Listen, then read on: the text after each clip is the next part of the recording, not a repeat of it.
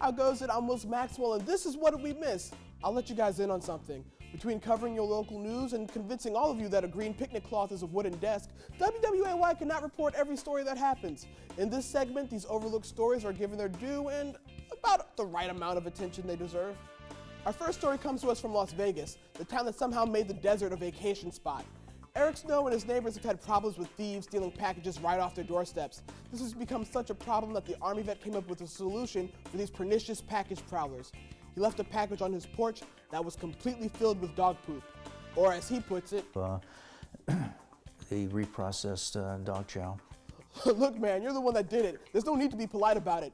You put Dookie in a box. Now, this is an impressive amount of dedication to not only being willing to handle reprocessed dog chow, but also to convincingly seal it in cardboard.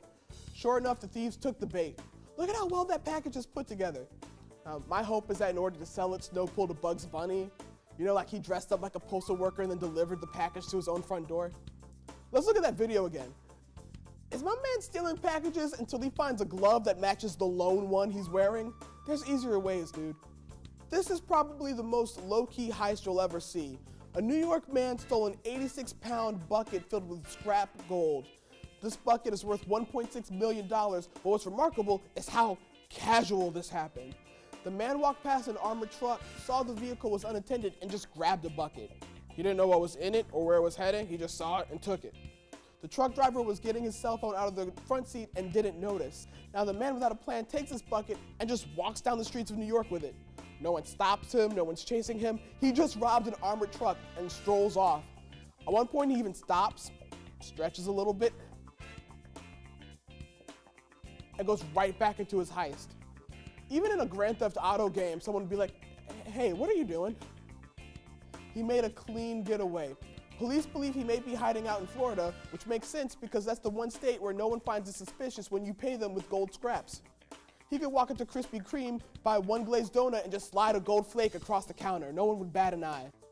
We're getting closer to Christmas, and around this time of the year, whenever someone does something especially messed up, news sources label them a Grinch. In recognition of that, each week this month, we will award a Grinch of the Week.